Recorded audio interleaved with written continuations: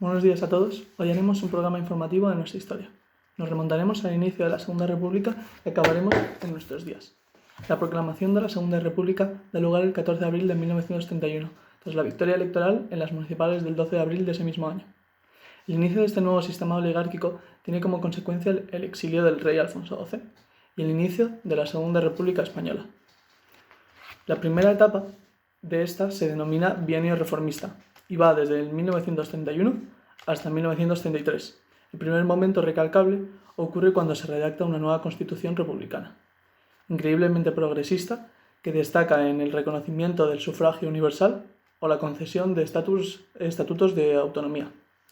En esta nueva república comenzará con Alcalá Zamora como presidente de la República y Azaña como presidente del gobierno. Desarrollaron una batería de reformas, entre ellas agraria, laboral, militar, religiosa, educativa, autonómica y de obras públicas. El gobierno toca su fin por el reagrupamiento de la derecha antiliberal, ejemplo es la Sanjurjada, y por la creación de grupos de corte fascista. En 1933 tenemos unas nuevas elecciones, las primeras en las que participaron mujeres, de las que salen victoriosas la CEDA y el Partido Radical. El nuevo gobierno da un giro político con las contrarreformas de Lerroux, intentando deshacer todas aquellas creadas durante el bienio reformista. Sin embargo, el gobierno no iba a estar exento de crítica y descontento, como se vio en la Revolución Socialista de Asturias contra el gobierno o el malestar que se vivía en Cataluña. El gobierno se ve increpado por el extraperlo, manchando mucho su imagen, por lo que todos los partidos de centro-izquierda, incluso los anarquistas, salían políticamente para evitar el triunfo de la derecha. Esta coalición se llamó Frente Popular, encabezado por Azaña. Sin embargo, sectores militares y de la oligarquía empiezan a orquestar un golpe de Estado, que acabe con el gobierno. En abril ocurre un suceso denominado la Primavera Trágica, que solo recalcó el malestar sociopolítico de esos últimos años de la República. El 17 de julio, en Ceuta y Melilla, se inició una sublevación dirigida por los militares Sanjurjo, Mola y Franco, y apoyados por grupos de derecha. Su intención fue crear rápidamente un régimen autoritario. Sin embargo, no lo consiguieron tan rápido como ellos esperaban y comenzó la Guerra Civil Española.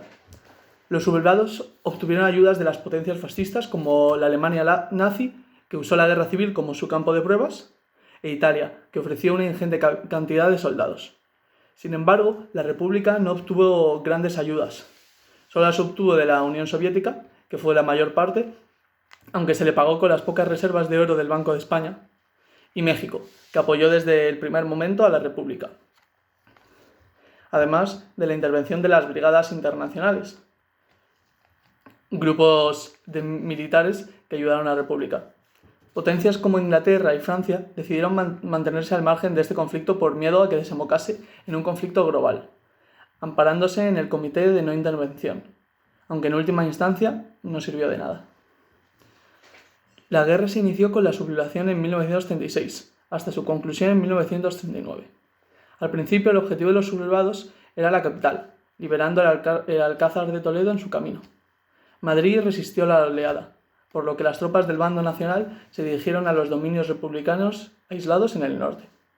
De ahí bajaron por el Mediterráneo y mientras la República cambió el gobierno a Valencia. Uno de los sucesos más sangrientos e importantes fueron la batalla del Ebro y la ocupación de Cataluña. A partir de aquí la guerra ya estaba en las manos de los sublevados.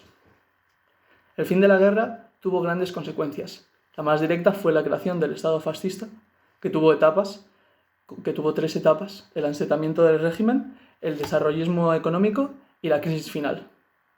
Los principios en los que se basó el régimen fue el nacionalismo español, el imperialismo, el nacionalcatolicismo, el anticomunismo y antiliberalismo y el militarismo.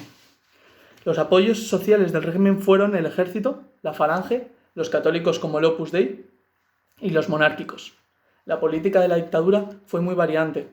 Empezó con los gobiernos azules, pasando a un sistema autárquico, después de un gobierno de bisagra y por último una tecnocracia y desarrollo. Hasta, por último, la agonía del régimen. Las transformaciones económicas protagonizaron el cambio del régimen. España era un país arruinado por la guerra, por lo que se optó por un sistema autosuficiente. económicamente y con una gran intervención del Estado en la economía.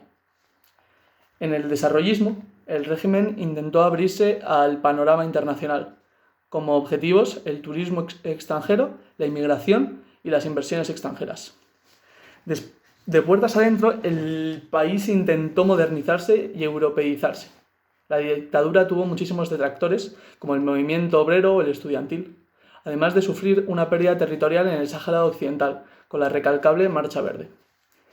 La muerte de Franco en 1975 fue el inicio de la transición española a la democracia, en el que el rey tuvo un papel fundamental, nombrando a Adolfo Suárez como presidente, a la espera de unas elecciones que sucederían el 15 de junio de 1977, ganando él mismo, aprobando los pactos de la Moncloa y la ley de la amnistía. En 1978 se aprobó la Constitución en referéndum, que es la vigente actualmente. La UCD, Unión Centro Democrático, gobernó durante una segunda legislatura, en la que se desarrolló el Estado de las Autonomías. Suárez dimitió en el 1981 dejando a Leopoldo Calvo Sotelo como su sucesor. Este sufrió el intento golpista del 23F e incluyó a España en la OTAN. Después vinieron las 4 legislaturas seguidas del PSOE, del 1982 al 1996, con Felipe González de presidente, cometiendo una política de modernización. En 1996 gobernó el PP a manos de José María Aznar, poniendo sus objetivos en el ámbito económico, la política antiterrorista y política exterior. Volvió el PSOE en 2004 con José Luis Rodríguez Zapatero, marcado por la crisis financiera. Y por último el PP vuelve con Mariano Rajoy cuando gana las elecciones en 2001, afrontando la corrupción política y el independentismo catalán.